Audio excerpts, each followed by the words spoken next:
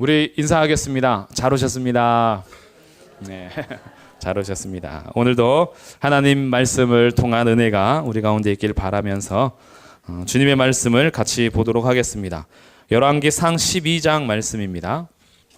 열왕기상 12장 25절부터 33절까지 같이 교독하면서 읽을 텐데요. 자, 교독할 때는 말씀을 읽을 때에는 일어나서 일어나서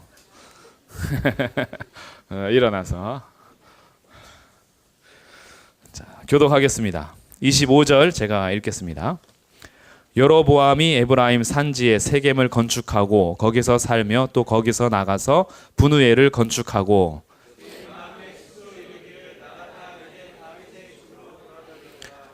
만일 이 백성이 예루살렘에 있는 여호와의 성전에 제사를 드리고자 하여 올라가면 이 백성의 마음이 유다 왕 된 그들의 주 르호보암에게로 돌아가서 나를 죽이고 유다의 왕 르호보암에게로 돌아가리로다 하고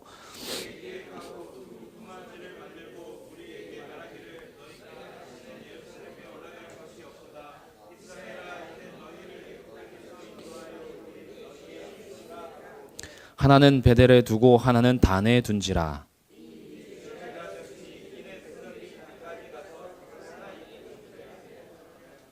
그가 또 산당들을 짓고 레위 자손 아닌 보통 백성으로 제사장을 삼고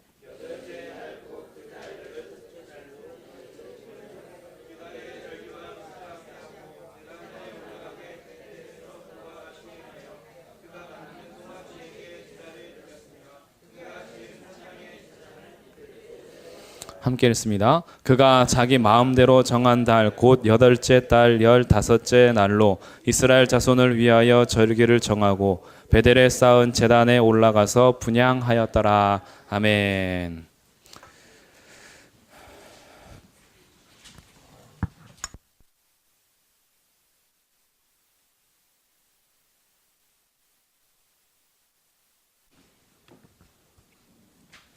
네, 오늘은 신년 집회 두 번째 날 분열 왕국 중에서 오모리 왕조 아합 집의 중심으로 해서 하나님 말씀을 나누도록 할 것입니다. 특별히 남과 북의 분열 상태에서 총체적 위기를 맞게 되는 그 사이를 그 왕들의 이야기를 함께 살펴보도록 할 텐데요.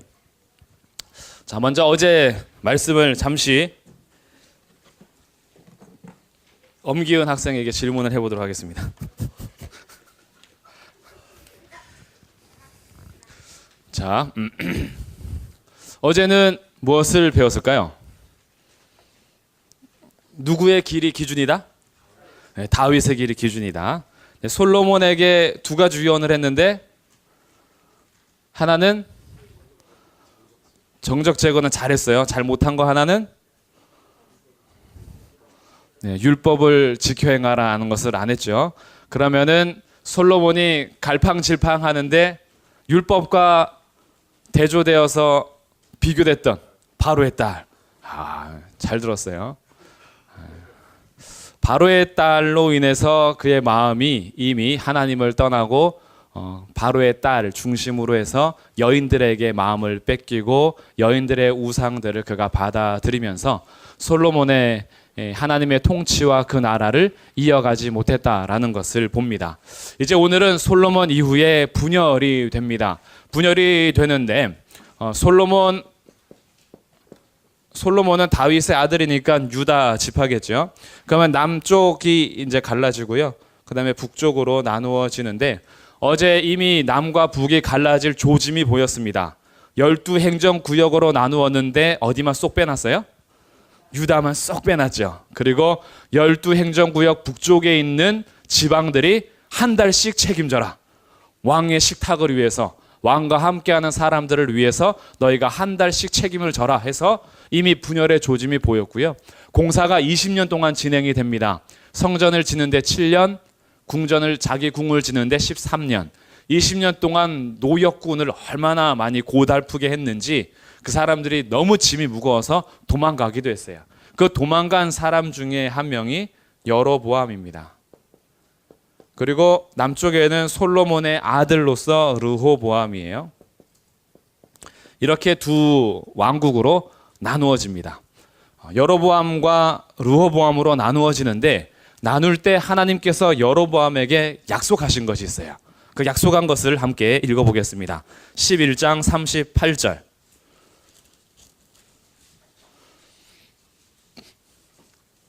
열왕기상 11장 38절 읽습니다. 시작. 내가 만일 내가 명령한 모든 일에 순종하고 내 길로 행하며 내 눈에 합당한 일을 하며 내 종 다윗이 행함같이 내 율례와 명령을 지키면 내가 너와 함께 있어 내가 다윗을 위하여 세운 것 같이 너를 위하여 견고한 집을 세우고 이스라엘을 내게 주리라. 자, 이게 누구에게 약속하는 거냐면 저기 여로보암에게 약속하는 거예요. 여로보암에게 누구 길로 가면이라 그래요? 다윗의 길로 가면. 그 기준이 바뀌진 않았죠. 다윗의 길로 너가 행하여 그 길을 잘 가면 다윗의 집을 영원히 세우겠다라는 약속처럼 내가 북쪽 이스라엘도 너를 통해서 영원히 세울 거야 라고 약속하셨어요. 그럼 만약에 여로보암이 다윗의 길을 잘 갔다면 남과 북이 같이 흥왕했을 거예요. 남과 북이. 나중에는 다시 연합이 될 때 어떻게 됐을지 모르지만 역사는 이미 여로보암이 잘못했다라는 것을 우리는 성경에서 보게 됩니다. 그래서 이제 말씀이 여러 곳에 등장하다 보니까 제가 별지를 오늘 나눠드린 거예요. 자, 별지를 한번 보시면 표가 있죠. 표에서 북이스라엘에 끊어지지 않는 죄가 있는데 그 죄가 여로보암의 죄입니다. 여로보암의 죄. 족보 나온 거 말고 표를 보셔야 돼요. 그러면 북왕조가 지금 몇 왕조까지 있냐면 1왕조부터 망할 때가 언제죠? 9왕조. 이 왕조의 개념은 정통 혈통을 따라서 왕위가 계승된 것이 아니라 반역해서 이룬 왕을 새 왕조라고 그러죠. 그래서 우리 그 고려를 무너뜨리고 새 왕조가 세워지면 태조라 그러잖아요. 그래서 고려가 무너지고 조선이 되는 거죠. 왕조가 바뀐다 그래요. 근데 고려는 그래도 한 500년, 그리고 조선도 한 500년, 500년씩 갔어요, 왕조가. 근데 여기는 500년이 못 가요. 갈라질 때가 931년이고요. 그리고 아수르에서 멸망할 때가 722년입니다. 그러니 200여 년 정도. 200년 정도를 북이스라엘이 이어지는데 9개의 왕조나 바뀌었다라는 거예요. 그러니까 계속 반역이 일어난 거죠.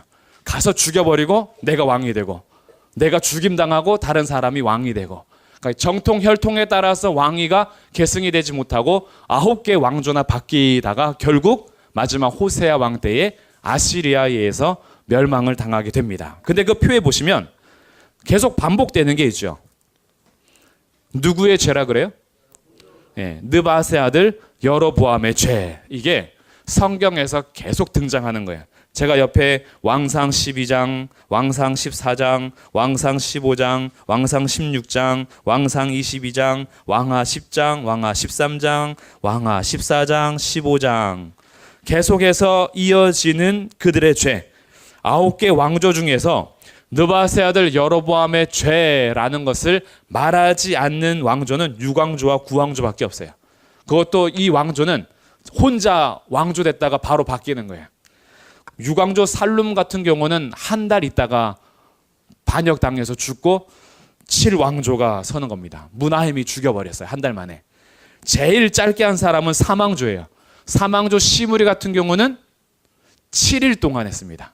7일 동안 왕으로 있다가 그 다음 오므리한테 살해당하고 그리고 이제 왕조가 바뀌었어요. 근데 7일 동안에도 느밧의 아들 여로보암의 죄가 있고요. 6왕조의 살룸이 그러면 여로보암의 죄를 따르지 않았느냐? 그렇진 않아요.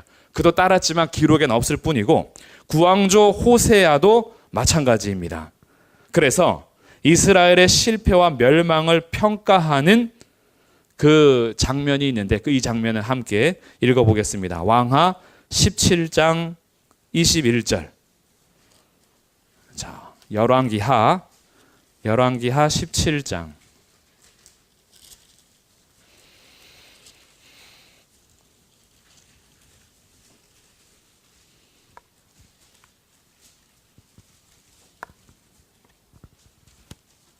열왕기하 17장 21절, 22절.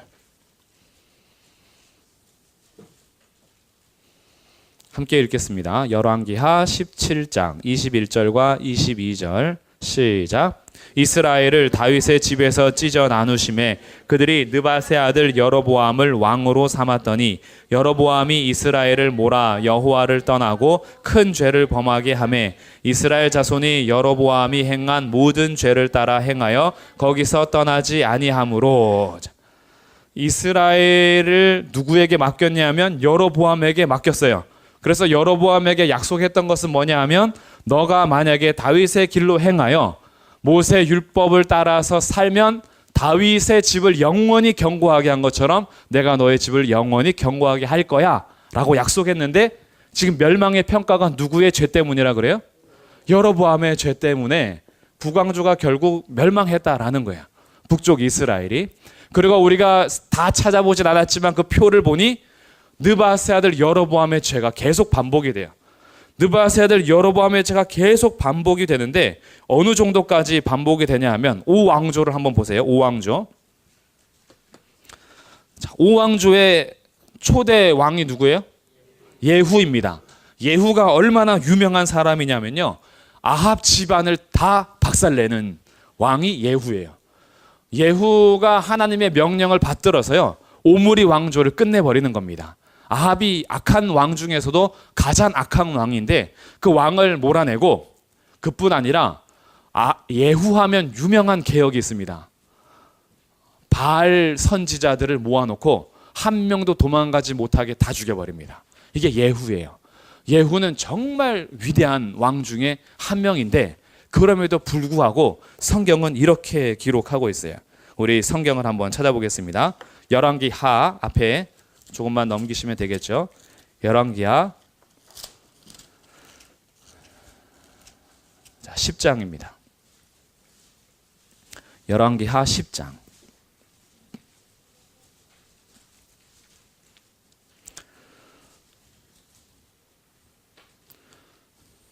열왕기하 10장 26절에 예후의 일이 일어납니다. 바알의 신당 있는 성으로 가서 바알의 신당에서 목상들을 가져다가 불사르고 바알의 목상을 헐며 바알의 신당을 헐어서 뭘로 만들어 버렸어요? 변소를 만들어 버렸어요. 바알을 섬기던 신전은 변소가 된 겁니다. 그래서 그것이 오늘까지 이르니라 라고 아주 잘했어요. 28절 예후가 이와 같이 이스라엘 중에서 뭘 멸했어요? 바알을 멸했습니다. 그런데 29절 이스라엘에게 범죄하게 한 느밧의 아들 여로보암의 죄 곧 베델과 단에 있는 금송아지를 섬기는 죄에서는 떠나지 아니하였다. 그러니까 여로보암의 죄는요.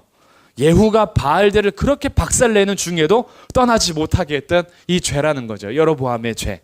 결국 마지막 평가에 왜 이스라엘이 망했냐면 여로보암이 지은 죄를 그 다음 왕들이 계속 떠나지 않아서 결국은 이스라엘이 망했다라고 얘기합니다. 그러면 이제 우리는 살펴봐야겠죠. 여로보암의 죄가 도대체 뭐길래 이런 겁니다. 북이스라엘이 끊지 못했던 여로보암의 죄는 도대체 뭐길래 이게 저희가 읽었던 본문 말씀이에요. 열왕기상 12장 말씀. 자 이제 다시 아까 읽었던 본문 말씀으로 오겠습니다.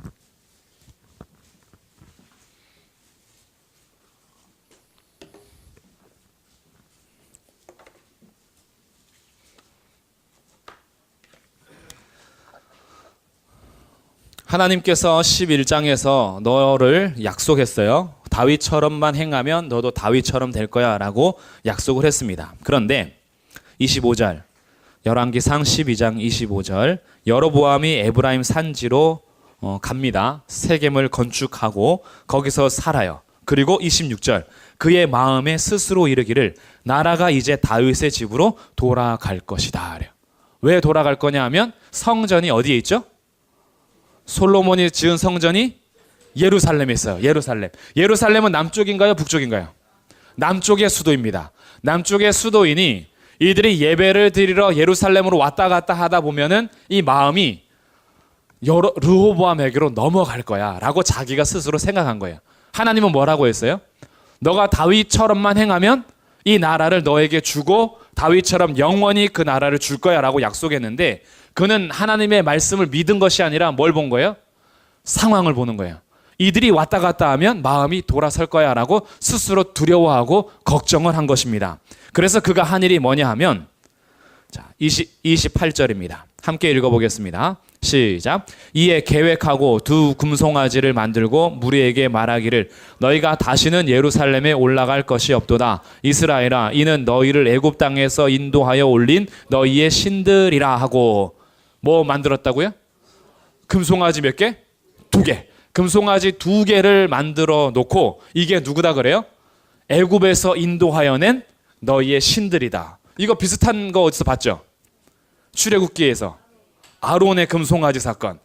아론, 지금 모세는 시내산에 올라가서 하나님의 계명을 받고 있는데 언약식을 막 준비하면서 그 귀한 일을 하고 있는데 밑에서는 우리를 인도할 신을 만들어내라. 그래서 아론이 금 귀고리 다 가져와 해서 만들어낸 게 금송아지죠. 이 금송아지가요, 괜히 나오는 게 아니고 유대 히브리인들이 쓰는 언어가 뭐죠? 히브리어. 한국인이 쓰는 말은 한국어. 히브리인들이 쓰는 말이 히브리어. 근데 히브리어는요, 모형을 따라 만든 상형 문자라 그래요. 상형 문자. 이렇게 봐서 그 모형에 따라서 글씨를 만드는 거죠. 한국어는 어떻게 만들었죠? 기역, 니은, 디귿, 리을. 우리 소리 나는 혀 여기 이렇게 목구멍 따라가지고. 그래서 기역할 때 이런 모양, 니은 할 때 니은 모양. 이렇게 해서 만든 게 우리 음력 한글이잖아요. 대단한 거죠. 근데 히브리어는 그림 문자예요. 상형 문자. 근데 소, 왕 이런 걸 뜻하는 알파벳이 맨 앞에 있는 알렙이라는 히브리어거든요. 이 히브리어가 뭐 기역, A가 제일 처음에 등장하는 겁니다. 히브리 알파벳 중에서. 이게 뒤져 보니까 이게 약간 소, 뿔 달린. 네. 근데 이게 상징하는 의미가 왕, 소 이런 거예요. 그러니 이 이스라엘 백성들이 신에 대해서 모형을 만들 때 송아지를 만든 건 괜히 만든 게 아니라 자기네 문자 자체가 소하고 왕하고 사실은 모형이 똑같아요. 그러니까 자기들이 섬기는 신의 모형을 만들 때는 뭘 만드는 거예요? 송아지 만드는 거예요. 금송아지. 이것을 이스라엘을 준 여로보암이 2마리를 만들어 두고 자기네 나라에서 가장 남쪽과 가장 북쪽에다가 1마리씩 두는 겁니다. 북쪽에 있는 사람들은 좀 더 위로 갈 수 있게, 그 자기네 북쪽 이스라엘 중에서 좀 아래에 있는 사람들은 남쪽으로 갈 수 있게 단과 베델에 두고 예루살렘으로 못 가게 한 거죠. 그래서 이스라엘 지도에서 남쪽 유다의 예루살렘이 여기 있다면 자기네가 베델에다가 하나, 단에다가 하나 둬서 금송아지를 여기다 만들어 두고 다시는 예루살렘에 못 가도록 한 것이 여로보암의 장치였어요. 그러고 나서 이 2 송아지가 우리를 애굽에서 인도해낸 너희의 신들이다라고 얘기하는 거죠. 그뿐 아닙니다. 이렇게 하고 나서 31절, 그가 또 산당들을 짓습니다. 산당들을 지었다라는 것은요, 산 위에다가 그 신을 모시는 신당들을 만들었다라는 거예요. 그러니까 산마다 우상 숭배하는 당이 너무나 많은 거예요. 우리도 사실은 무속신앙 가질 때 우리의 토속신앙 자체가 산에서 좀 귀한 나무들 아니면 귀한 돌, 바위 앞에서 당을 짓죠. 산당을 지어놓고 거기 가면 오색 줄들이 이렇게 쫙 있잖아요. 그래서 영접하고 거기서 굿하고 예배하고 기도하고 이런 처소를 만드는 것처럼 산마다 이런 당들을 만들어 두고 사람들이 그곳에서 예배할 수 있게 한 거죠. 거기서 그치지 않고 31절, 레위 자손 아닌 누구로 제사장을 삼아요? 보통 백성으로 제사장을 삼습니다. 자, 이 지금 여로보암이요 막 나가는 거예요. 2 송아지 만들어 두고 신이라 그러질 않나, 산당들을 지어서 예배를 막 하도록 하지 않나, 그리고 보통 백성을 제사장 삼아서 하나님께서 주시는 직분을 완전히 박살내고 자기 마음대로 직분을 세우질 않나. 그뿐 아니라 마지막 4번째 32절입니다. 8째 달 곧 그 달 15째 날, 이게 몇 월 며칠? 8월 15일. 자, 8월 15일을 뭘로 삼았다 그래요? 절기로 삼았대요. 이거 지금 뭘 흉내낸 걸까요? 6월절은 1월 14일. 7월에 있는 절기가 있어요. 7월 15일에 있는 절기가 있는데 네, 초막절이 있어요. 7월 15일에는 초막절로서 일주일 동안 자기네가 광야에 있었던 것을 생각하면서 천막 치고 살아가는 절기가 초막절이에요. 근데 지금 여로보암이 뭘 했어요? 한 달 뒤인 8월 15일을 절기로 삼은 거예요. 왜? 유다 백성하고 뭔가 좀 차이를 두려고. 그래서 그 날짜를 피하여 자기네 나름대로의 절기를 만든 겁니다. 근데 이것을 33절에서 뭐라고 표현하는지 보겠습니다. 그가 자기 마음대로 정한 달, 곧 8월 15일을 절기로 삼았다 그래요.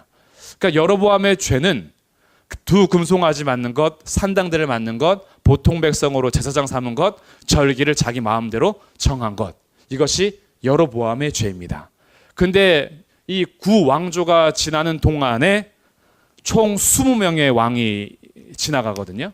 그런데 한 명도 이 여로보암의 죄에서 떠난 사람이 없다라는 거예요.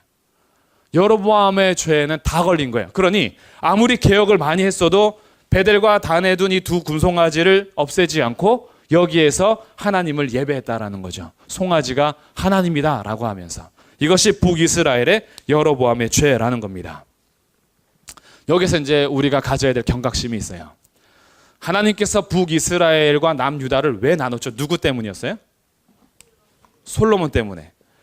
솔로몬은 누구의 아들이죠? 다윗의 아들입니다. 그런데 하나님께서 다윗에게 약속한 것이 있어요.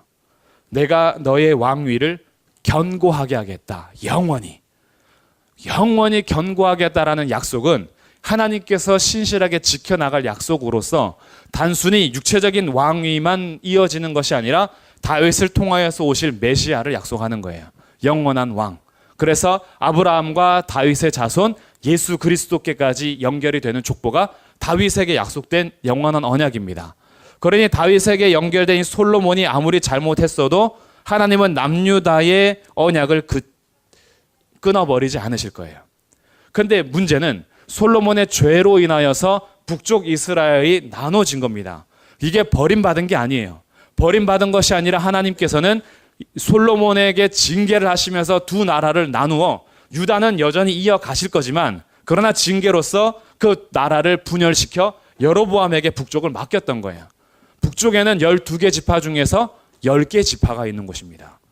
그러니 남유다보다 훨씬 많은 지파가 북쪽에 있어요. 귀한 사람이죠. 하나님께서 여로보암을 인정하시어 너가 다윗의 길로만 가면 북쪽 이스라엘도 내가 영원히 함께 할 거야 라고 약속을 받았던 이 귀한 여로보암, 하나님께서 이 여로보암을 부르신 거예요. 출애굽할 때 모세를 부르신 것처럼 하나님께서 모든 민족의 복의 근원으로 아브라함을 부르신 것처럼 북이스라엘을 위해서 여로보암을 부르신 겁니다. 그런데 이 여로보암 부르심을 받았는데 그가 살아가고 통치하는 방법이 하나님의 말씀을 따라서가 아니라 자기 마음대로 했다라는 거예요. 자기 마음대로.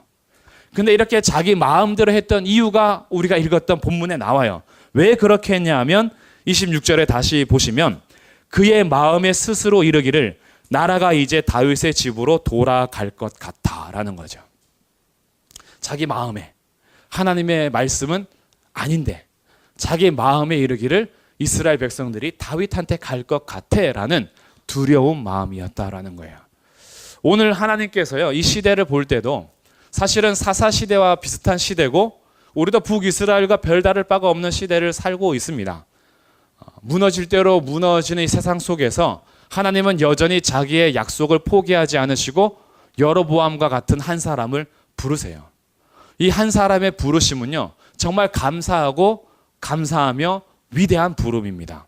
근데 그 한 사람이 어떻게 사냐에 따라서 북이스라엘이 영원히 이어지느냐 아니면은 멸망을 당하느냐라고 결정되는 역사를 봐요. 근데 부름받았던 이 여로보암이 하나님을 완전히 등 돌리고 금송아지 만든 죄가 망할 때까지도 끊어지지 않았던 것을 보면서 오늘도 하나님께서 부르시는 한 사람의 중요한 신앙의 결단을 보게 됩니다. 나는 어떤 사람의 길을 가고 있습니까? 하나님께서 약속하신 성도로서 다윗의 길을 가고 있습니까? 아니면 여로보암의 길을 가고 있습니까? 근데 여로보암에 가는 길이 뭐 때문에 그랬다고요? 두려움 때문에. 무슨 두려움? 백성들이 다윗의 집으로 갈까봐 하는 두려움. 근데 이 두려움은 왜 생겼어요? 무엇을 믿지 못함이죠? 하나님의 말씀을 믿지 못함에서부터 시작이 된 거예요. 하나님의 말씀을 믿지 못하고 하나님이 가장 두려움의 대상이 되지 않으니 이 세상에 있는 사람들이 두려움의 대상이 된 겁니다. 그래서 주님께서요, 자기 백성에게 자주 하시는 말씀이 있어요. 두려워하지 말라. 괜히 자주 나오는 게 아니에요. 두려워하지 말라는 것은요, 심리적인 안정을 취하라는 의미가 아니에요. 두려워하지 마, 겁내지 마, 너 불안에 떨지 마, 이런 심리적인 안정을 말하는 것이 아니라 두려워하지 말라는 것은 너는 나만 따라와, 이런 뜻이에요. 신앙의 결단, 행동을 촉구하는 겁니다. 세상이 두려워서 등 돌아서지 마. 세상 때문에 하나님 말씀 포기하지 마. 너는 그 세상을 두려워하지 말고 몸과 영혼을 능히 자기 손에 두는 하나님만 두려워하고 나만 보고 나만 따라와. 두려워하지 말라, 내가 너와 함께합니다. 놀라지 말라, 내가 너를 도와주리라. 참으로 내 의로운 오른손으로 너와 함께할 것이고 너를 평생 함께할 것이고 도와줄 것이야 라고 약속하시는 분이 우리 하나님이라는 거죠. 근데 그 하나님이 믿지 못하면, 하나님이 보이지 않고 하나님의 말씀을 믿지 못하면 세상이 두려워 보이는 거예요. 언제든지 주님 말씀하세요. 율법을 순종하고자 하는 자기의 백성들에게, 여호수아에게도 말씀하시잖아요. 강하고 담대하라. 두려워하지 말고 놀라지 말라. 오직 내가 내게 명한 모세 율법에 좌로나 우로나 치우치지 말고 주야로 그것을 묵상하여 그 가운데 기록된 대로 다 지켜 행하라. 두려워하지 말라 그러는 거죠. 강하고 담대하라. 그러니까 이것은 심리적인 안정을 말하는 게 아니에요. 담대해야 돼. 막 담력 훈련하러 가는 게 아니에요. 오 할 수도, 난 담대해. 막 자기 심리적인 안정을 말하는 것이 아니라 세상을 두려워하지 말고 뭘 따라가냐 되냐면 하나님 말씀을 따라가는 강함을 가지라는 거예요.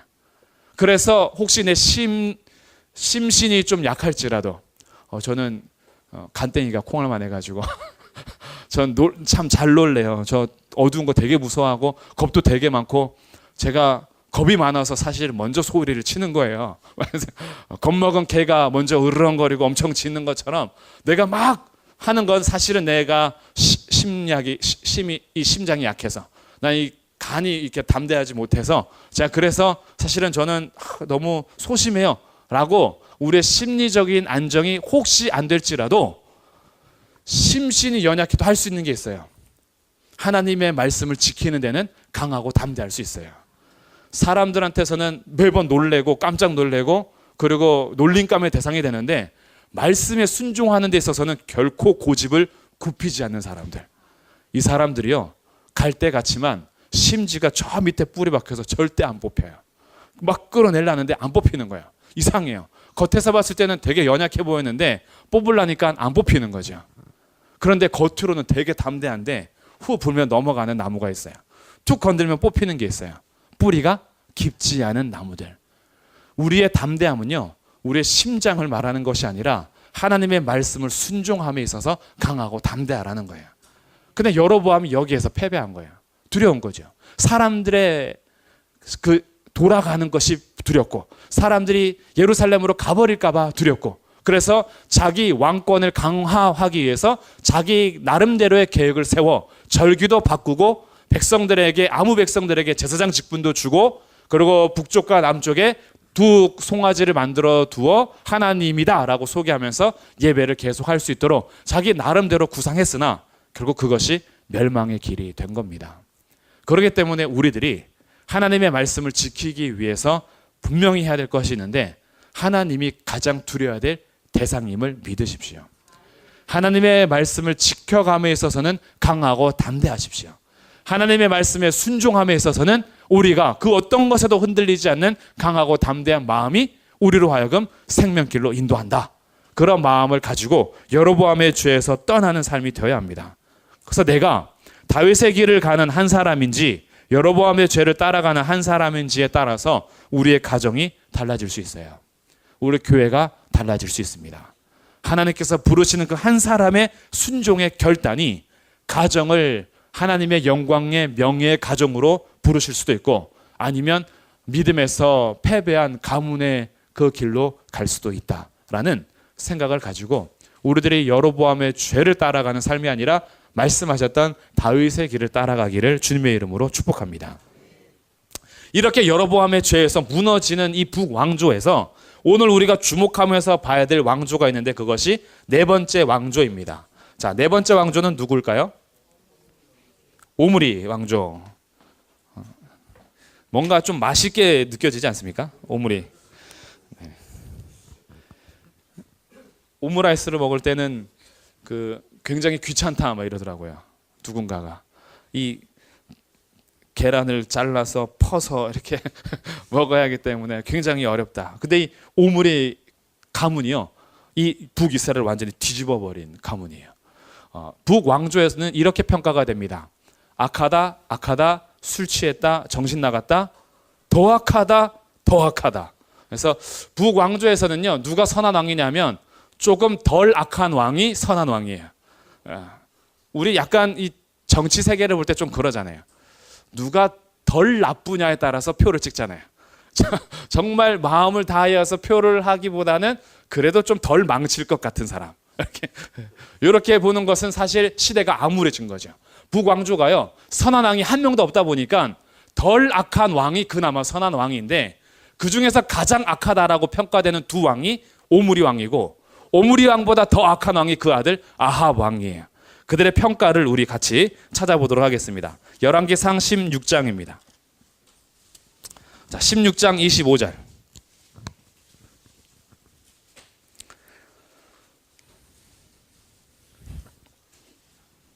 열왕기상 16장 25절 읽습니다. 시작. 오므리가 여호와 보시기에 악을 행하되 그 전에 모든 사람보다 더욱 악하게 행하여.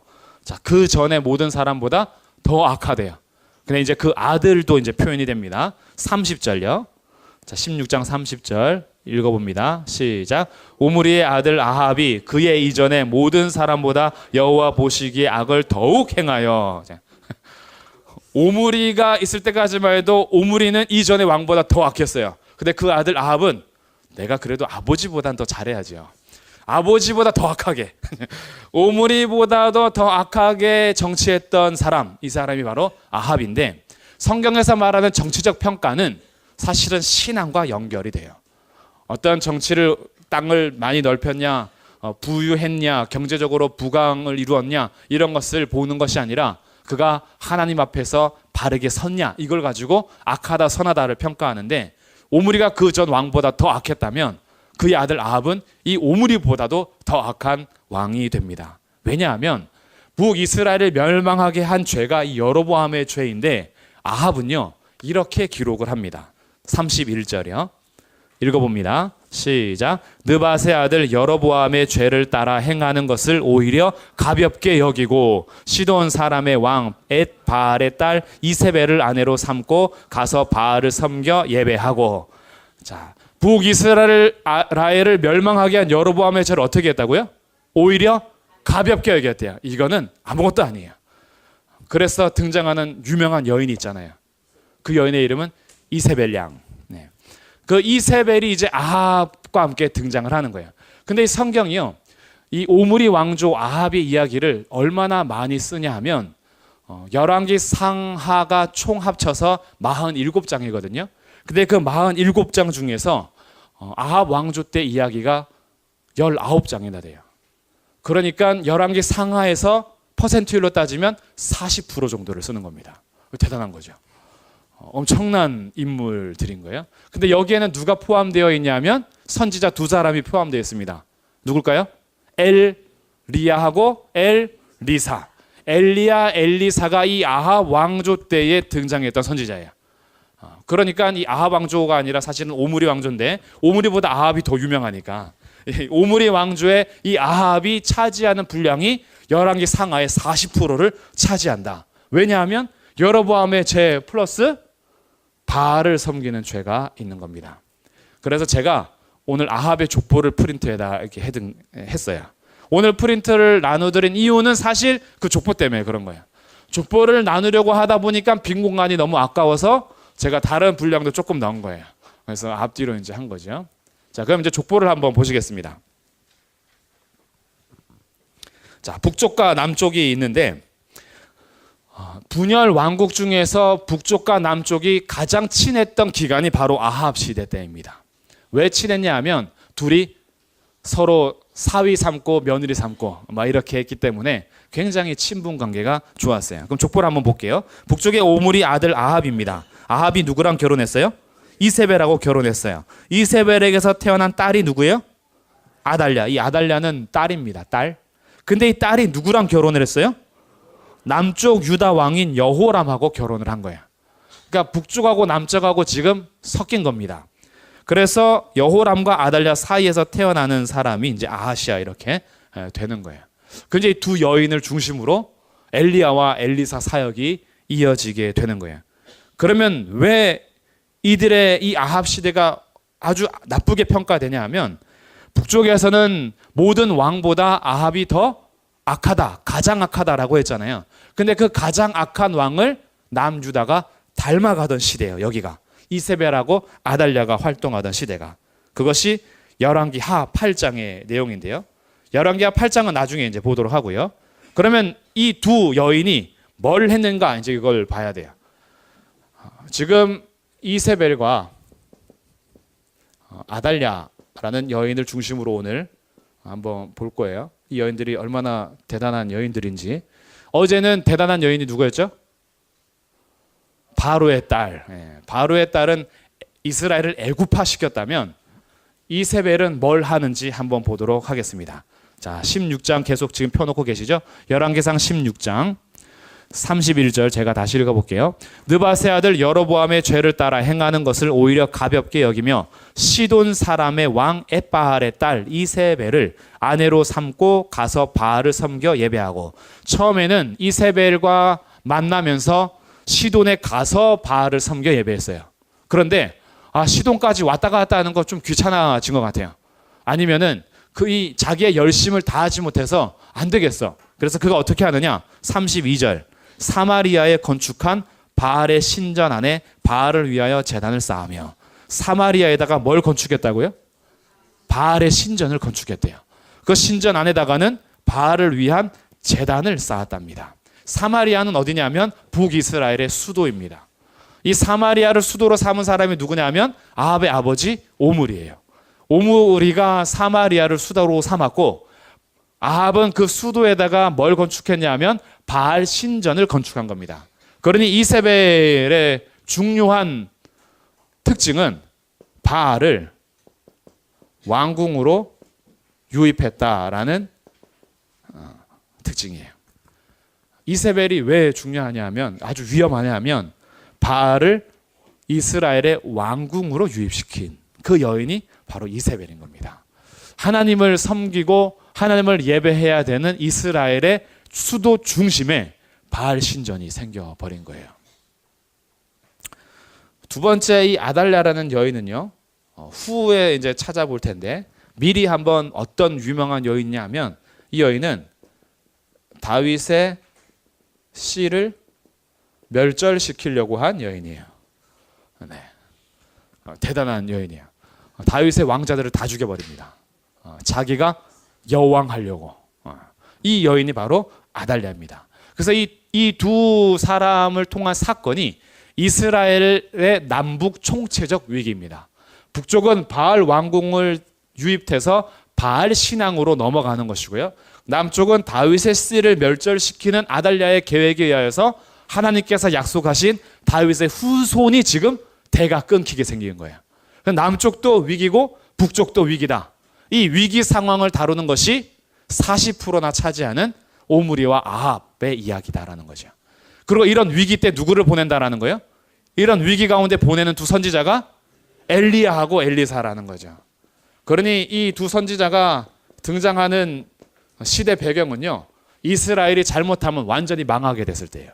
북쪽 이스라엘은 바알 신앙으로 무너지게 생겼고, 남쪽 유다는 다윗의 씨가 말라서 하나님께서 약속하신 다윗의 후손 예수 그리스도 메시아가 끊어지게 되는, 대가 끊어지게 되는 위기가 닥친 것이 지금 이세벨과 아달랴입니다. 근데 이 아달랴가 누구 딸이에요? 이세벨 딸인 거죠. 이세벨 딸로서 남유다로 시집간 여인인 겁니다. 그래서 이 수도에다가요, 그가 33절에 보니까 바알 신전뿐 아니라 아세라 상도 만들었어요. 그래서 이전에 이스라엘 모든 왕보다 심히 이스라엘 하나님 여호와를 진노하게 하셨다. 하나님께서 화가 나신 겁니다. 그래서 이제 등장하는 17장 엘리야가 등장하자마자 무슨 사건이 일어나는지 함께 보도록 하겠습니다. 자, 17장 1절 말씀을 읽어봅니다.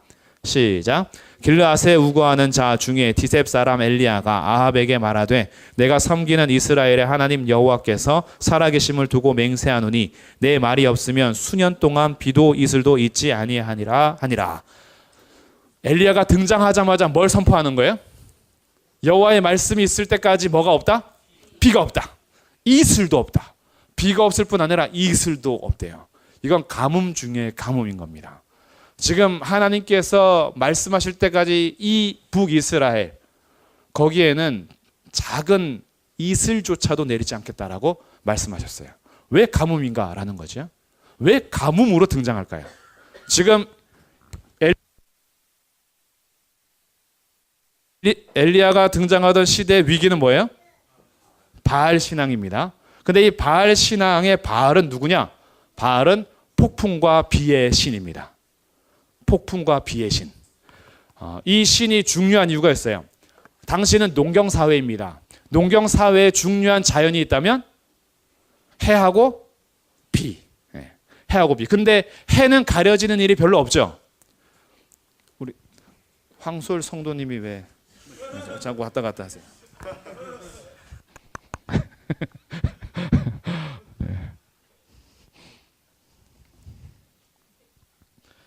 감사합니다.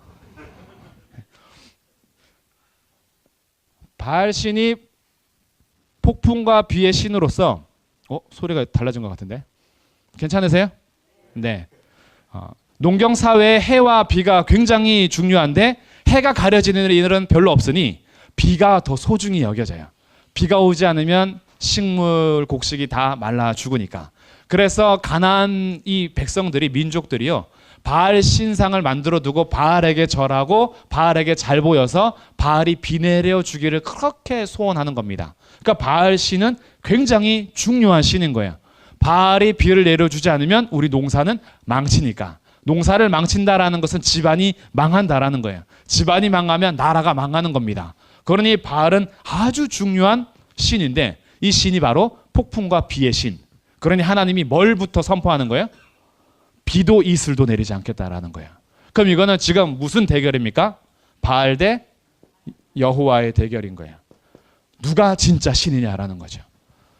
애굽에서는 바로와 함께 바로가 주인이냐 하나님이 주인이냐라고 10가지 재앙을 통해서 애굽의 신들을 완전히 박살냈다면 지금 바알을 섬기면서 바알이 왕궁까지 유입되었을 때 엘리야를 보내면서 여호와가 진짜 신이냐 바알이 진짜 신이냐 대결 구도가 펼쳐진 겁니다. 그래서 가뭄부터 시작하는데 이 가뭄이요 이스라엘 땅에만 그러냐? 아니에요. 엘리야를 지금 어디로 보내는지 한번 보겠습니다. 엘리야를 보내는 곳이 있습니다. 8절 말씀. 여호와의 말씀이 엘리야에게 임하여 이르시되 너는 일어나 어디로 가라 그래요? 시돈에 속한 사르밧으로 가랍니다. 이 시돈이 어디예요? 이 여인의 고향. 이세벨의 고향. 자, 다시 보세요. 16장 31절. 느밧의 아들 여로보암의 죄를 따라 행하는 것을 오히려 가볍게 여기고 어디 사람? 시돈 사람의 왕 엣바알의 딸 이세벨. 시돈은요. 바알 신앙의 중심지입니다. 바알 신앙하면 시돈이에요. 그 지금 하나님께서 엘리야를 어디로 보내는 거예요? 바알 신앙의 중심지로 보내는 거예요. 왜요? 바알 신앙의 중심지도 가뭄이 있나 없나 보는 거예요. 이스라엘은 그래도 이스라엘이니까 가뭄이 될 수 있어요. 그런데 바알을 섬기는 중심지에는 과연 어떤가라고 시돈에 속한 사르밧으로 가게 합니다. 네, 사르밧에 갔는데 한 여인이 있어요. 과부입니다. 10절. 그가 일어나 사르밧으로 가서 성문에 이를 때에 한 과부가 그곳에서 나뭇가지를 줍습니다. 그래서 엘리야가 이렇게 얘기해요. 그릇에 물을 조금 가져다가 내가 마시게 하라. 가지러 가는데 또 불러요. 11절. 엘리야가 그를 불러 또 말합니다. 청하건대 내 손에 떡 한 조각을 내게로 가져오라. 요구하는 것도 많죠. 만나가지고 물 달라 그러더니 가는 중에 떡도 달라 그러고. 그러니까 이 과부가 12절에 이렇게 대답합니다. 당신의 하나님 여호와께서 살아계심을 두고 맹세하노니 나는 떡이 없고 다만 통에 가루 한 움큼과 병에 기름 조금뿐이라. 내가 나뭇가지 둘을 주워다가 나와 내 아들을 위하여 음식을 만들어 먹고 그 후에는 죽으리라. 지금 여기에도 무슨 현상이 일어난 거예요? 가뭄 현상이 일어나서 이제는 더 이상 할 수 없고 죽으려고 하는 한 여인을 만나게 한 거예요. 과부를 만나게 한 거예요. 이 과부가 나뭇가지를 주는 이유는 마지막 남은 한 가루 움큼을 기름에다가 이렇게 붙여서 먹고 그 다음에 먹을 것이 없으니까 어떻게 해요? 이제 니하고 나하고 죽자라고 하려고 왔던 여인이에요. 그런데 엘리야가 뭐라 그래요? 그 조각 놔달라는 거예요. 진짜 심보가 고약하죠. 하나밖에 없어서 이거 먹고 죽으려고 생각한 그 여인한테 그러지 말고 그거 나 달라는 거예요. 물도 주고 기름도 주고 그 떡도 나 주고. 완전 깡패죠. 진짜 나쁘다, 그렇죠? 그러면서 뭐라고 하느냐? 자, 14절, 13절부터 보겠습니다. 엘리야가 그에게 이르되 뭐 하지 말라 그래요? 두려워하지 말고. 자, 또 두려움이 나왔어요. 두려워하지 말고 너는 뭘 하느냐? 14절, 이스라엘의 하나님 여호와의 말씀이, 자, 뭐가 왔어요? 하나님의 말씀이 있어요. 하나님의 말씀이 뭐라 했냐면 나 여호와가 비를 지면에 내리는 날까지 그 통에 가루가 떨어지지 않고 그 병에 기름이 없어지지 않을 것이다 말씀하셨다. 하나님의 말씀 앞에 이제 이 여인이 선택을 해야 돼요. 눈앞에 보이는 건 가루 한 움큼과 이제 붙이고 없어질 기름 한 병밖에 없어요. 그런데 하나님의 말씀은 뭐예요? 그거 만들어서 선지자 주면 비가 내리는 그날까지 통에 가루도 없어지지 않고 기름도 없어지지 않을 거야. 그럼 이제 여인은 선택해야죠. 이거 속는 셈 치고 이 줘서 줘야 돼? 아니면 무슨 말도 안 되는 소리냐고 나 그냥 내 계획대로 먹고 죽을란다 해야 되느냐? 라고 선택해야 되는데 그 여자가 어떻게 선택하느냐? 15절, 그가 가서 누구 말대로 해요? 엘리야의 말대로 합니다. 엘리야의 말대로 했다라는 것은 누구 말씀 선택했다는 거죠? 여호와의 말씀을 선택했다라는 거예요. 그랬더니 결과 16절을 읽겠습니다. 시작. 여호와께서 엘리야를 통하여 하신 말씀같이 통에 가루가 떨어지지 아니하고 병에 기름이 없어지지 아니하니라. 아멘. 하나님의 말씀대로 했더니 뭐가 이루어졌어요? 하나님의 말씀이 그대로 이루어진 겁니다. 지금 이 싸움을 싸우는 거예요. 어디서 싸워요? 이세벨의 고향 시돈 땅에서. 시돈 땅에 가서 사르밧 과부에게 과연 누구를 따라야 하는 것인지 정확하게 지금 말씀해주고 보여주고 있어요. 그런데 그 다음 사건이 일어납니다. 이 여인의 아들이 그만 죽어버린 거예요. 자, 그것이 17절이에요. 2일 후에 그 집주인 되는 여인의 아들이 병들어 증세가 심히 위중하다가 숨이 끊어진지라. 이제 떡이 떨어지지 않고 기름이 떨어지지 않는데 가루도. 그런데 아들이 죽어버렸어요. 여기에 대해서 이 여인이 엘리야에게 부탁을 하는데 엘리야가 그를 살립니다. 22절, 여호와께서 엘리야의 소리를 들으심으로 그 아이의 혼이 몸으로 돌아오고 살아난지라. 엘리야가 그 아이를 안고 다락에서 방으로 내려가서 그의 어머니에게 주며 이르되 보라 내 아들이 살아났느니라. 자, 이것은요 바알 신앙하고 연결되어 있어요. 바알 신앙의 문서들은 어떻게 되냐 하면 보라 바알이 살아났다라고 문서가 돼요. 왜냐하면 이 바알은요 죽었다가 살아나는 신이에요. 언제 죽냐 하면 비가 오지 않은 건기에는 이 신이 죽었다라 그래요. 그래서 건기에 항상 뭐 해야 돼요? 이 바알님이 살아나도록 예배를 열심히 해야 돼요. 그럼 우기가 오면 누가 살아난 거예요? 바알님이 살아난 거예요. 이때 선포되는 거 보라 바알이 살아났느니라 그런 거예요. 그 감사하고 축제하면서 비 오면 또 막 경배하고 제사를 드렸겠죠. 그러니 사실은 바알은 뭐의 지배를 당하고 있냐면 계절의 지배를 당하고 있어요. 농경신은 거의 그렇습니다. 우리 토속신앙도 마찬가지예요. 계절과 별과 태어난 년, 월, 시 그런 것에 지배를 받아서 사주팔자 볼 때에도 몇 년생, 몇 월, 며칠, 몇 시, 봄, 여름, 가을, 겨울 언제 태어났는지, 별자리가 뭔지 이런 걸 보면서 우리의 운세를 쳐주기도 하고 운명을 얘기하기도 하고 다 이 사시사철 계절과 별 움직임에 따라서 시조와 연한을 보면서 점치는 것이 무속신앙인데 바알도 마찬가지예요. 계절 따라서 죽기도 하고 살아알기도 하는데 그런데 하나님의 말씀을 따라서 했더니 바알이 살아나는 것이 아니라 죽은 아들이 살아나는 거예요. 이것이 성경에서 바알 신앙을 지금 대조해 주는 거야. 우리 신은 막 이렇게 건기 때 죽었다가 우기 때 살아나는 그런 신이 아니다. 우리 신은 자기를 믿고 따르는 자의 생명을 주관하는 신이다. 결국 생명의 신은 바알이 아니라 여호와 하나님이심을 고백하고 선포하고, 그제서야 24절에 여인이 고백합니다. 내가 이자야 당신은 하나님의 사람이요 당신의 입에 있는 여호와의 말씀이 진실한 줄 아노라. 하나님의 말씀이 찬양을 받고 있는 거죠.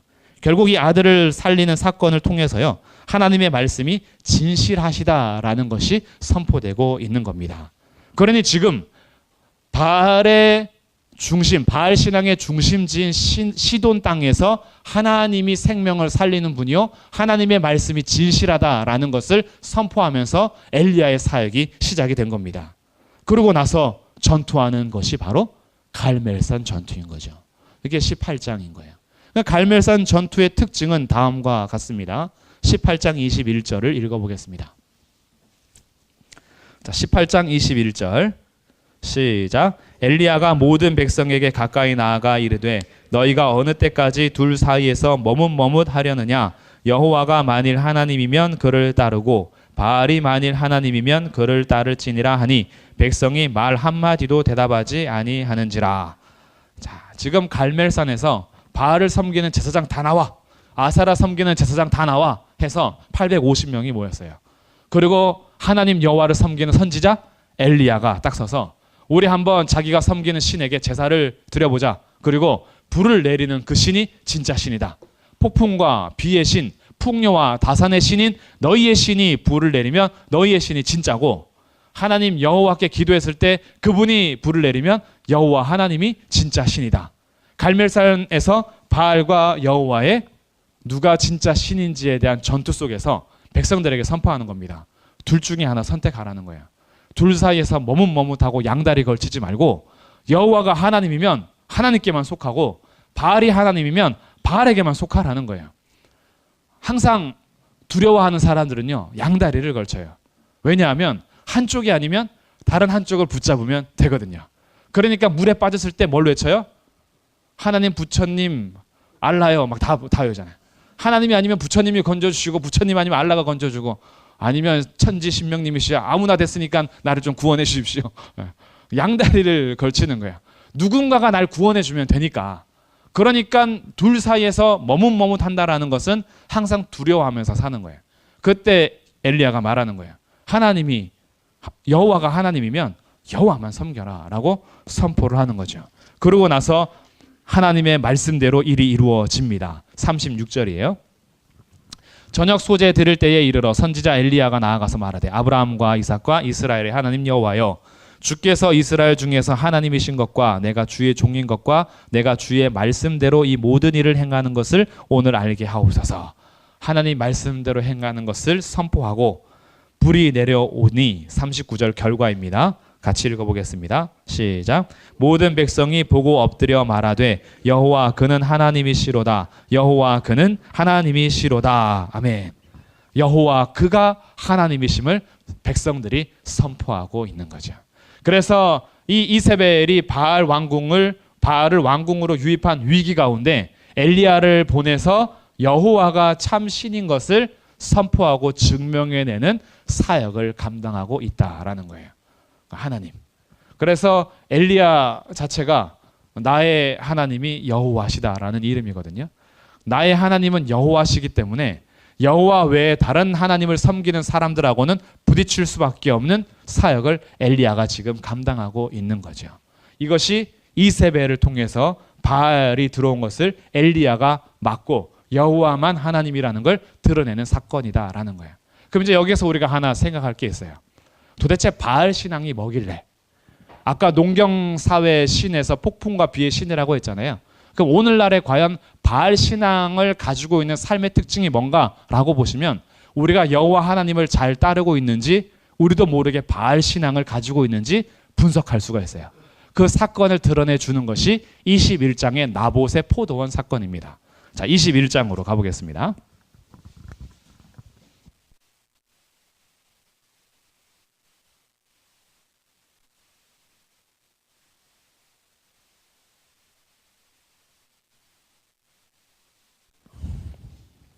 바알 신앙의 삶을 보여주는 거예요. 바알 신앙을 가진 사람들은 어떻게 사는지.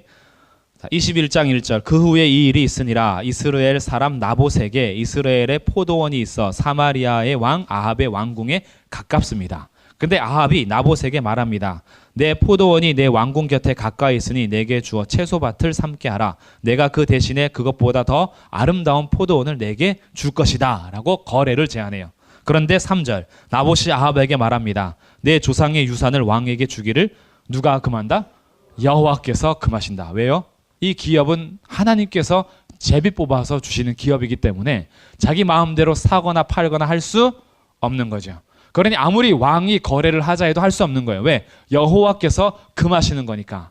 근데 아합은 이방 사람이 아니라 이스라엘 사람이죠. 그러니까 아합이 아무리 타락했어도 여호와께서 금하시는 것을 함부로 할 수는 없어요. 막 비껴 가더라도 그건 바알 신도 섬기고 여호와도 섬기고 하지만 여호와께서 기업에 대해서 막은 것을 어떻게 할 수 없어서 집에 돌아가서 끙끙 앓고 있어요. 밥도 못 먹고 막 잠도 못 자고 계속 고민이 많으니 아합 옆에 있는 여인이 있죠. 이세벨이 밥 못 먹는 남편을 보면서 도대체 왜 그러냐? 그러니 얘기하죠. 나봇의 포도는 진짜 갖고 싶은데 걔가 말을 안 들어. 내가 더 아름다운 포도는 주겠다 그러는데 안 판대. 속상해 죽겠어 라고 하자 이세벨이 뭐라고 하느냐. 자 7절입니다. 21장 7절 그의 아내 이세벨이 그에게 말하되 왕이 지금 이스라엘 나라를 다스리시나이까. 뭐라 그래요? 왕이 뭘 다스린다고요?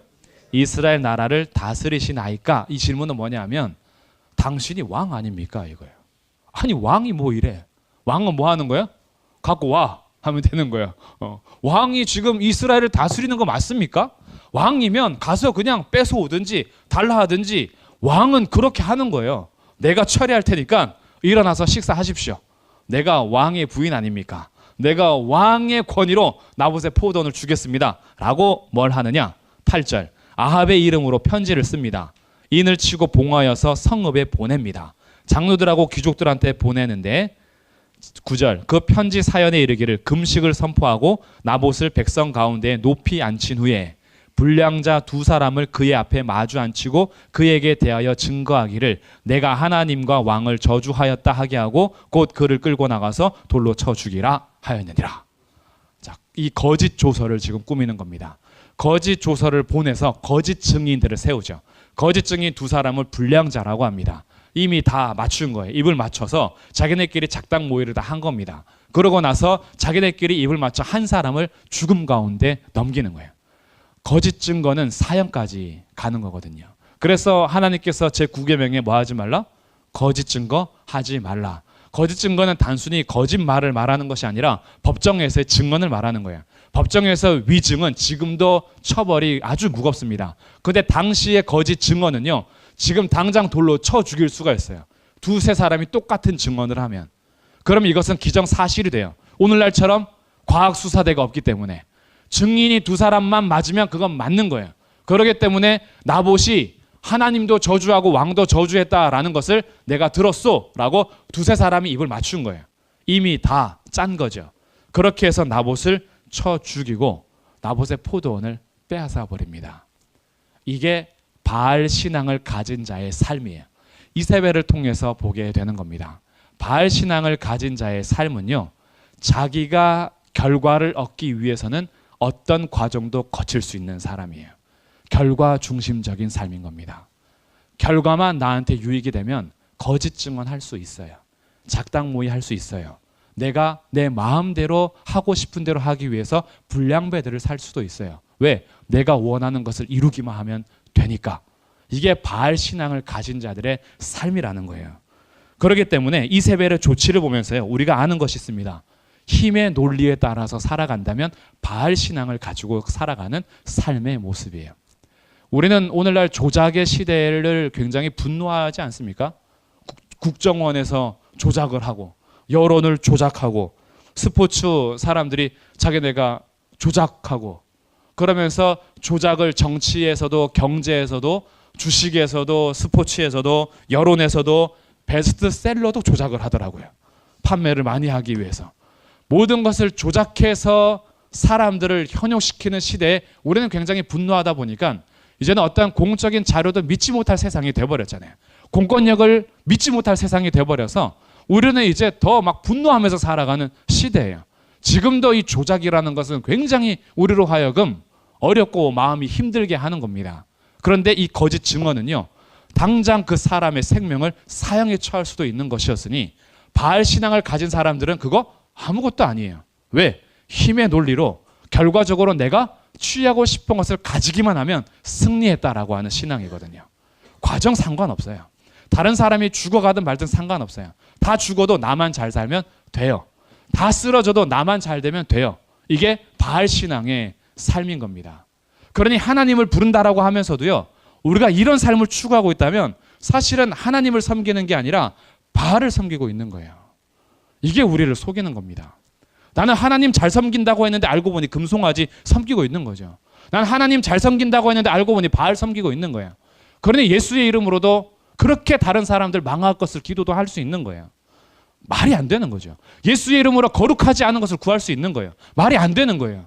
어떻게 예수님의 이름으로 자기 욕심을 다 구하며 자기 마음대로 할 수가 있어요. 못하는 거예요, 사실은. 그런데 예수의 이름을 가지고 바알 신앙 삶을 따라가는 거죠. 이것을 우리가 오늘 분별할 줄 알아야 돼요. 나는 지금 예수님을 잘 믿고 있는가? 나는 과연 하나님께 기도를 바르게 하고 있는가? 내 신앙은 바알 신앙인가? 진짜 여호와 한 분만을 따르는 신앙인가? 내가 어떤 결과를 얻기 위해서 과정을 완전히 묵사발 내고 있다면, 과정을 완전히 무시하면서 과정은 하나님 말씀대로 거룩한 과정을 밟아가는 것을 무시하며 내가 원하는 결과만 얻으려고 한다면 이건 이세벨이 하는 일과 똑같아요. 바알 신앙의 삶인 거예요. 그러니까 우리들이요, 지금 분별을 잘 해야 되는 겁니다. 다른 사람 다 죽어도 나만 잘 살면 되고 나만 유익을 얻으면 되고 나만 승리자가 된다. 이거 바알 신앙인 겁니다. 그래서 이 세상도요, 힘 있는 자들은 힘 없는 자를 누르죠. 권력 있는 사람은 권력 없는 사람들을 무시하죠. 똑똑한 사람들은 똑똑하지 않은 사람을 무시하죠. 외모가 좀 되는 사람은 외모가 안 되는 사람 무시하죠. 키 큰 사람은 키 작은 사람 무시하죠. 날씬한 사람은 뚱뚱한 사람을 무시하죠. 우리 초등부들은 딱지를 많이 가지고 있으면 딱지 없는 초등 자기 친구를 무시하죠. 너 딱지 몇 개 있어? 나 200개. 나 300개 있거든. 알고 보니 30개밖에 없어요. 나중에는 싸울 때 뭐까지 싸워요? 청소년들은 너 레벨 뭐야? 나 만렙이야. 나 꽉 찼어. 너 이제 막 시작했지. 너 게임이 안 되지. 너 캐릭터 뭐 갖고 있어? 나 전설 영웅 다 가지고 있어. 자기네 게임 캐릭터 가지고도 경쟁하면서 다른 사람들을 무시해요. 너 성적 뭐 나왔어? 나 오늘 수학 몇 점 맞았어? 과학 몇 점 맞았어? 너 몇 점 맞았어? 라고 점수로 또 자기를 따지죠. 그뿐이 아니에요. 유명 메이커. 너 이거 진품이야 가품이야? 너 얼마 주고 샀어? 너 동대문 시장에서 샀지? 그거 진짜 맞아? 라고 하면서 자기 브랜드 가지고 또 서로를 경쟁하고, 그리고 고음 대결도 하죠. 너 뭐까지 올라가? 솔까지 올라가? 라까지 올라가? 저음은 어디까지 내려가? 자기 노래 잘하는 것으로 박자인지 음치인지 박치인지, 그리고 또 길 잘 보는 사람은 누구 무시해요? 길치를 또 그렇게 무시해요. 자기 운전은 못하면서 헤매는 그 운전자를 향해서 그렇게 비난할 수가 없어. 왜 이렇게 헤매냐고. 그럼 내비게이션이 그런데 나보고 어떡하라는 거야. 내비게이션이 문제냐고. 이 왔던 길 아니냐고. 그래서 그럼 네가 운전해라 이러면 난 운전을 못하잖아. 당신 운전을 해. 자기는 못하는 거 많으면서 그거 가지고 또 다른 사람들을 비난하고, 나중에는 지평수 따지고 승용차 따지고, 나중에 안 되면 한국 사람도 뭐 따져요? 너 몇 살이야? 그러죠. 그리고 나서 나중에 뭐라 그래요? 여자가, 그러면 여자가 그러죠. 남자가, 노인이, 이 어린 것이 서로 자기가 가진 것으로 눌러버리고 자기의 힘으로 이기려고 하는 거, 이게 바알 신앙의 삶인 거예요. 예수님 그런 삶을 말씀하지 않으셨습니다. 어린아이 무시하고 과부 무시하고 가진 거 없는 사람들 무시하면서 없는 자들을 소외시키는 것, 하나님이 말씀하시는 세상 아니에요. 하나님께서 통치하는 세상은 과부들이 자유로운 세상, 어린아이들이 힘을 얻는 세상, 힘없고 약하여서 세상에서 울고 애통하는 자들이 위로받는 세상, 가난한 사람들이 와서 천국을 소유하는 세상, 의에 주르고 목마른 사람들이 와서 먹고 배부르고 목마름이 해소되는 세상, 세상에서 멸시당하고 무시당하여서 설 곳이 없었는데 예수의 이름으로 온 가족을 이루는 그런 하나님께서 다스리시는 세상. 세상에선 차별당하지만 교회 오니 차별이 없는 거예요. 세상에서는 별 몇 개나 가지고 따지지만 세상에 교회 와보니 별 안 따지는 거예요. 세상에서는 연봉 따지지만 교회 오니 연봉 안 따지는 거예요. 세상에서 외모 따지는데 교회는 외모를 안 따지는 거예요. 세상에서는 딱지 몇 개인지 따졌는데 교회 오니 딱지를 서로 나눠 갖는 거죠. 그걸로 따지지 않는 세상. 내가 레벨이 좀 높으면 좀 나눠주고 캐릭터 좀 공유하고 그러면서도 게임하면서도 천국을 누릴 수 있는 만렙 이런 거 우리 어르신들 잘 모르죠. 막 전설 영웅 캐릭터 이런 거 모르죠. 아이들은 그런 거 갖고 싸우거든요. 너 공책 가지고 내가 새 거 샀는데 너 몇 줄짜리야 몇 장짜리야 막 이런 거 서로 막 비교하고 그거 작은 거 하나 가지고 그러면서 서로가 가진 것 가지고 누리려고 하는 세상은 바알 신앙의 삶이 드러나는 세상이에요. 이세벨이 자기가 가질 것을 취하기 위해서 과정 완전히 무시하고 박살내는 것처럼 한 사람이 죽든지 말든지 상관없어요. 내가 나를 드러내고 자랑하면 그만인 거예요. 그리고 나중에 얘기하죠. 내가 이겼다. 내가 딱지 한 장 더 많다. 내가 이겼다. 이러면서 자기 스스로 승리의 도취가 되는 세상. 이렇게 살아가는 것이 바알 신앙을 소유한 세상인 겁니다. 눌러버리면 되고요. 빼앗아 버리면 돼요. 그래서 바알 신앙을 가진 사회는 있는 자들의 세상입니다. 있는 자가 여전히 더 많이 취하는 거예요. 오늘날 우리 사회하고 비슷하지 않습니까? 요즘에 개천에서 욕 나나요? 요즘에 이런 말 하더라고요. 개천에서 용 쓴다. 참 용 쓴다. 그래도 안 된다. 이미 태어날 때부터 내 인생이 정해져 버린 것 같아요. 우리 집안이 금수저 집안이 아니라서 난 아무리 노력해도 높은 곳에 못 올라가. 왜? 면접 보면 이미 다 정해져 있어. 뒤에서 권력가들이 이미 다 자기네 자녀들, 친척들 다 이미 해놨어. 내가 아무리 노력해봐야 안 돼. 나는 열심히 경력 쌓기 위해서 노력하고 노력했는데 나중에 가보니 외모로 다 뽑아. 난 못생겼다고 안 뽑는데. 그러면서 다 외모 지상주의, 물질 만능주의, 자기가 가진 집안에 대한 권력과 학벌, 지연 이런 것 가지고 세상에서 내놓으라는 것을 가진 사람들만 잘 되는 세상. 이게 바알 신앙의 특징인 겁니다. 세상은 그렇게 돌아가요. 근데 교회는 그렇게 돌아가는 곳이 아니에요. 교회는 누가 다스립니까? 하나님 다스리시는 세상인 거예요. 하나님의 통치는요. 두 가지로 되는데 하나님의 통치는 헤세드와 에메트 통치예요. 헤세드 들어보셨죠? 헤세드는 뭘까요? 헤세드는 여러 가지로 번역됩니다. 인자, 사랑, 은혜 이런 걸 헤세드라 그래요. 그리고 또 하나의 통치는 에메트입니다. 에메트는 뭐냐 하면 진리, 진실. 하나님의 통치는 헤세드와 에메트의 통치예요. 이 헤세드가 드러나는 통치가 어디냐면 이제 두 번째 볼 아달랴입니다. 자, 아달랴를 그럼 한번 보면서 헤세드를 같이 보도록 하겠습니다. 아달랴는 11장으로 갑니다. 왕하, 열왕기하 11장.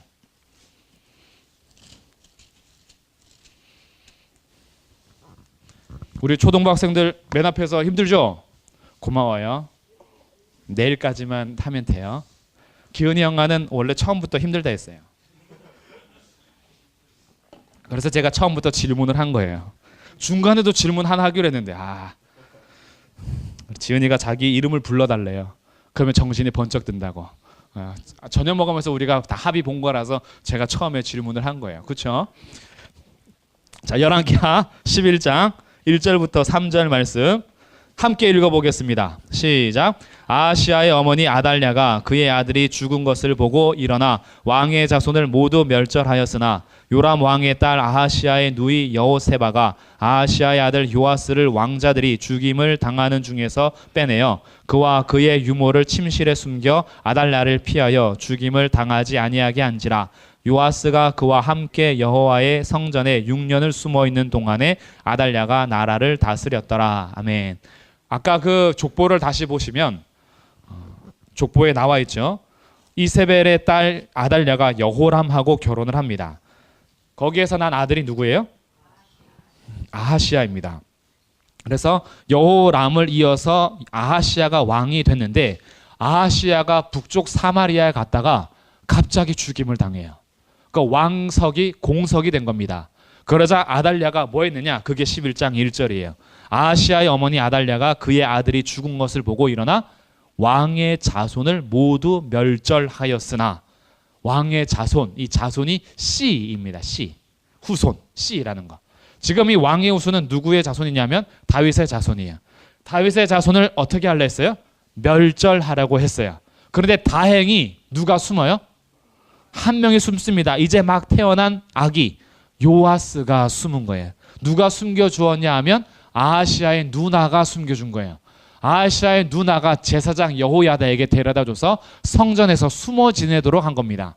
그때 태어난 지 1개월밖에 안 돼서 살아날 수 있었어요. 그러니 요아스 한 명 빼고 왕의 씨가 지금 다 멸절을 당하게 된 거예요.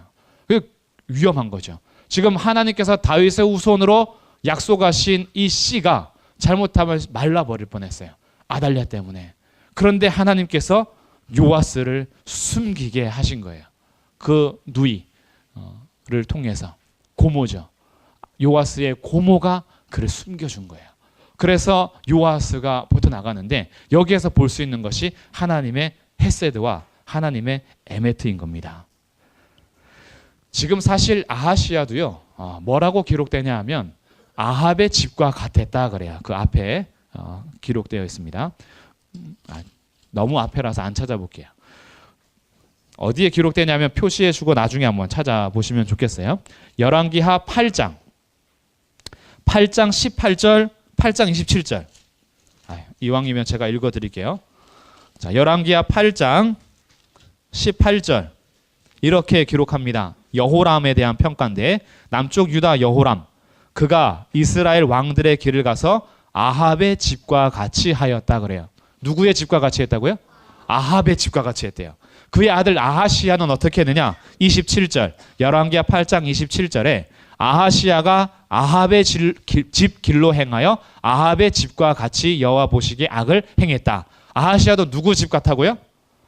아합의 집 같아 그래요. 지금 이 왕은요. 여기 르호보암 남쪽 유다를 이어가는 여호람과 아까 족보에 있는 왕입니다. 그리고 아하시야가 남쪽 유다 왕임에도 불구하고 누구의 집과 같았냐면 아합의 집과 같았어요. 아합.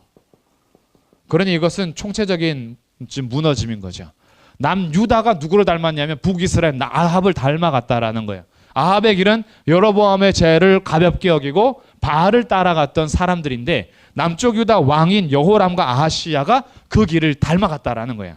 그러니 이것은 지금 완전 타락한 거죠. 그런데도 불구하고 하나님께서는 아달랴를 통해서 왕의 씨가 멸절당하려고 하자 누구를 보호하냐면 그의 씨인 요아스를 보호해요. 누구 때문에 보호했냐면 다윗 때문에. 다윗에게 약속한 것이 있어요. 내가 너의 왕위를 영원히 견고하게 하겠다. 그리고 다윗 이전에 이미 약속한 것이 있어요. 창세기 3장 15절에서 여자의 후손을 약속하셨어요. 메시아를 약속하셨어요. 그리고 아브라함을 부르셔서 아브라함의 자손을 통하여 만민이 복을 받도록 약속하셨어요. 그 약속을 다윗에게 약속하셨어요. 그런데 지금 엉망진창이에요. 북이스라엘은 북이스라엘대로 망해가고 있고 남유다도 북이스라엘을 닮아서 완전히 멸망해도 될 나라가 돼버렸어요.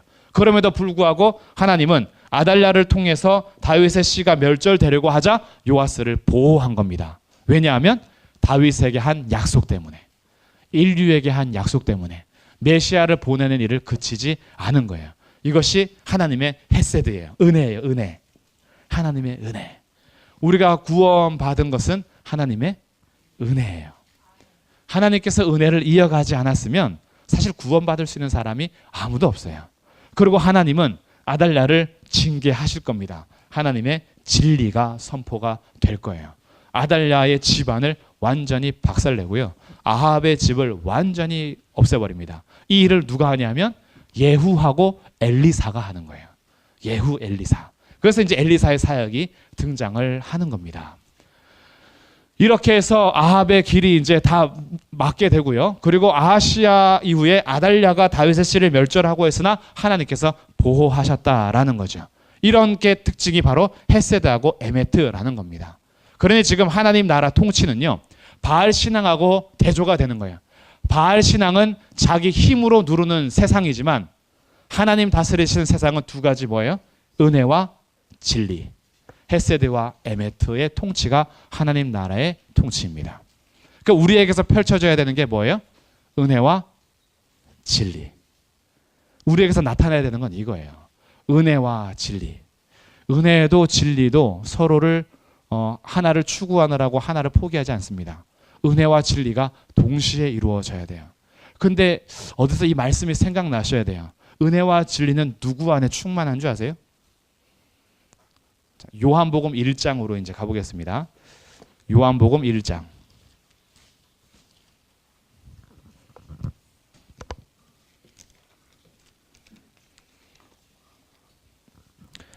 자, 요한복음 1장 14절.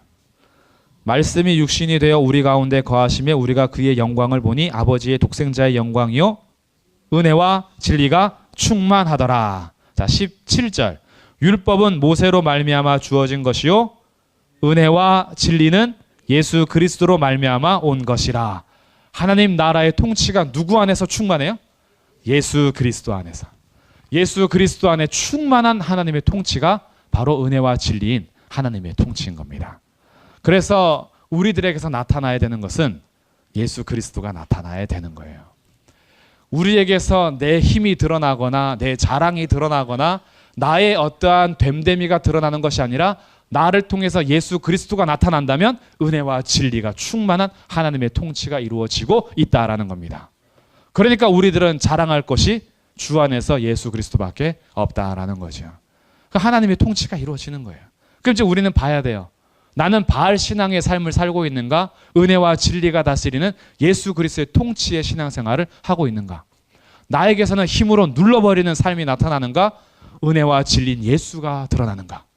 내가 예수님을 닮아서 나보다 남을 낮게 여기고 자기 일을 돌볼분 들어 서로를 돌아보아 나의 유익만 구하지 않고 남의 유익을 구하며 우리가 본받는 마음이 예수님께서 죽기까지 복종하여 십자가에서 부끄러워함을 개의치 아니하시고 죽기까지 복종했던 그 예수 그리스도의 마음으로 내가 살고 있는가? 여기에서 우리가 지금 어떤 나라에 거하는지 드러나는 겁니다. 우리가 다른 사람들을 무시하고 그리고 우리가 짓밟아 버린다면 나도 지금 여호와의 이름으로 바알의 신앙의 삶이 나오고 있다는 거예요. 근데 내가 신앙생활을 깊이 할수록 사실은 더 낮아지는 거예요. 그렇게 할 수밖에 없어요. 하나님의 은혜를 누리면 누릴수록 나 같은 죄인을 살리신 하나님의 은혜가 사실은 이해가 안 돼요. 주님 앞에 나와서 기도할 수 있는 것 자체가 은혜인 걸 깨닫게 되죠. 주님 앞에 예배할 수 있는 것 자체가 은혜인 걸 알게 돼요. 오늘 저녁에 여기 나온 것 자체가 사실은 하나님의 은혜인 것을 알게 돼요. 은혜인 거죠. 우리의 생과 사가 다 주님의 은혜가 아니면 할 수 없는 일이에요. 이번 송구 영신 예배 때 예성이가 이마 찢어져서 병원 갔잖아요. 그래서 송구 영신 예배를 못 드렸어요. 없었어요. 그때 송구 영신 예배를 어디서 드렸냐면 이대 목동 병원에서 드렸어요. 근데 와서 이제 얘기를 해주는데 은혜를 많이 받았더라고. 송구 영신 예배들이 나보다 은혜를 더 많이 받은 것 같아. 이대 목동 병원에서 5살짜리 아들이 찢어져서 이마가 찢어져서 갔지만 바로 앞에서 심폐소생술하면서 들어가는 할머니가 계신 거죠. 그래서 응급실이 계속 밀렸대요. 아예 차단된 거죠. 그 위독한 사람이 있으니까. 근데 거기에서 돌아가셨어요. 응급실에서. 그러니까 오랜 시간이 이제 지나고 못 살린 거죠. 그러니 한쪽에서는 통곡하고 또 집에서 심폐소생술하면서 왔기 때문에 국가수에서 나와서 또 해야 된대요. 와서 이렇게 보고 뭐 이상이 있으면 부검도 해야 되고 왜냐면 왜 돌아가신지 알아야 하니까 그런 과정들을 이제 지내면서 아들은 여기 찢어져서 왔는데 앞에서 죽은 사람을 본 거예요. 그러니까 아는 거죠. 생과 사가요. 살아가는 모든 순간이 하나님의 은혜라는 것을 알게 되죠. 우리가 오늘 호흡하는 거요. 사실은 그 전도서 말씀에 죽음 앞에 서보니 사는 게 그렇게 은혜라는 걸 알게 돼요. 초상집에 가면은 자기 삶을 돌아보게 되죠. 죽음 앞에 서보면 살아있는 것이 감사가 돼요. 고통을 느껴봐야 내가 평소에 잘 살았던 것이 감사가 돼요. 많이 아프면 평소에 아프지 않았던 건강했던 삶이 얼마나 감사한지 알게 되죠.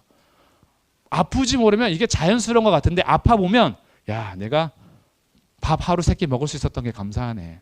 물 넘어가는 게 감사하네. 내 걸어서 이 언덕을 올라올 수 있는 것이 감사하네. 그렇죠, 권사님?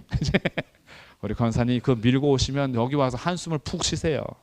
그래도 나중에 보니 걸어올 수 있는 것이 은혜고 감사하고, 우리들이 사는 동안에 고통을 느껴보니 그동안 살아왔던 것이 하나님의 은혜인 것을 알게 되죠. 그러니 하나님 앞에 서보면요, 은혜를 깨닫게 되면서 내가 오늘도 기도할 수 있는 것이 사실은 하나님의 은혜인 거예요. 은혜를 더 많이 받은 사람이 기도하고 예배 드리는 겁니다. 그런데 어떻게 예배 드리고 기도하는 자리에서 다른 사람들을 비난할 수 있어요?